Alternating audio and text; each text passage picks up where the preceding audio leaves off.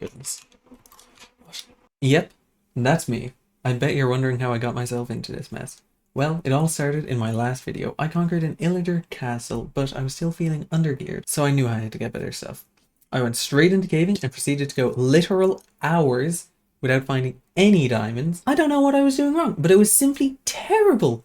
And my inventory kept clogging with useless items. It was terribler than terrible. But I kept going and eventually found diamonds. Advancing through a seemingly endless cave system came with an unexpected problem, though. Well, firstly, the obvious one about not being able to find my way back to where I started from, but as I reached the end of a certain lava cavern, I found something super dangerous.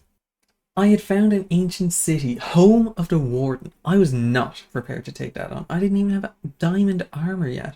So, after messing around for a couple minutes, I decided to go back up to the surface, marking it with a waypoint so that I can get back there later.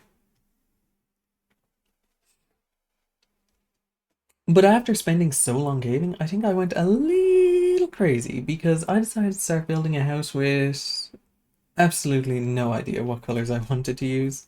But don't worry, I just decided to use all of them. I started with an entrance to a basement and then started working back from there. I mapped out where I wanted a kitchen to go and decided this house would also have an outdoor staircase going up to the next floor, which I decided to make out of bright red wood. Genius. I built a balcony so that I can look out over the ocean, and you may be noticing a trend here. None of the things I'm prioritizing are actually useful for a Minecraft house, but I continued on, adding my second story with a nice window to look out of, and decided to make a bedroom. So now I've added beds, which are useful at least. I then decided to start making the kitchen, and actually I got so excited when I realized there are counters in this mod pack. I apparently like making kitchens way too much.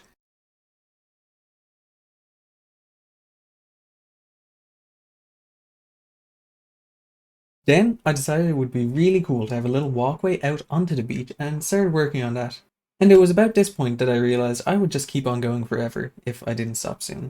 So I hollowed out a basement like I'd originally planned on doing first, and that gave me a place to put my enchanting table. So finally, after building for just far too long, I finally had done what I'd meant to do within 5 minutes. Fantastic. Now I could finally craft some diamond armor, and now I could get to enchanting.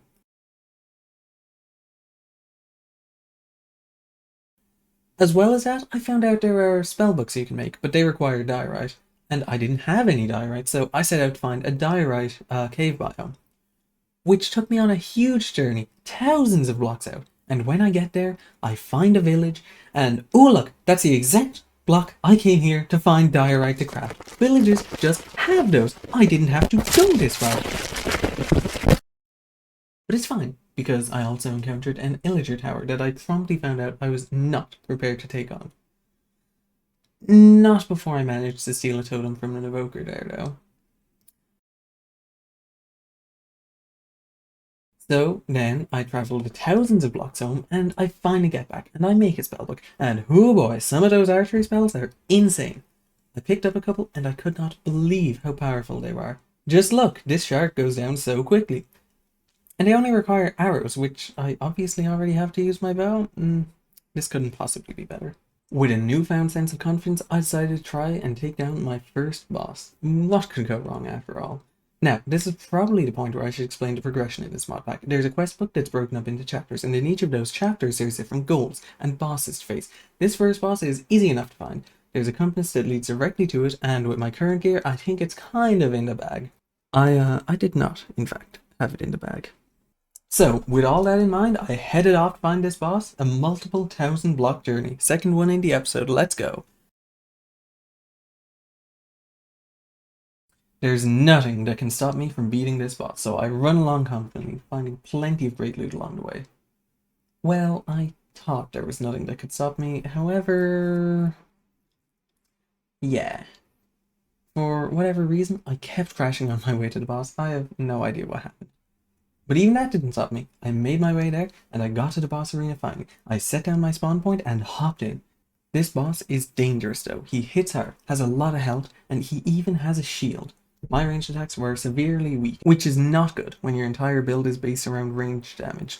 Don't worry though. I just didn't realize that I was doing like no damage for half the fight, so that's good. It's fine though. I'm able to use my own shield to block a lot of his attacks, and when I realized how little damage my bow was doing, I switched to melee damage and started going to town on him. He goes down without too much difficulty, and I relish my victory. For about 10 seconds before I realize that he has a second phase. And this second phase is very dangerous. I would love to explain what its attacks do, but I have no idea honestly. All I know is that it flies around and shoots and deals a ridiculous amount of damage, and then it blinded me, and then it popped my totem, and yeah, I died to it. And then it got out of the boss arena, and I died to it a lot more. Not a very good situation. But I have a secret trick up my sleeve. Because of my specialization as a rogue, I become invisible when I crouch, and I deal even more damage with sneak attacks. So I was able to retrieve my items, launch a sneak attack, and okay, yeah, I died again. But now I had a formula to win. All I needed now was to do that a couple more times, and finally the boss went down. Not the cleanest way to win a boss fight, but I'll take it. It dropped some interesting items, including a Lord's Soul, which I can use to make some very powerful gear. Speaking of gear though, that fight absolutely shredded my diamond armor, so I need to figure out if I'm going to replace it or repair it or something. And then, I'm going to take down even bigger bosses.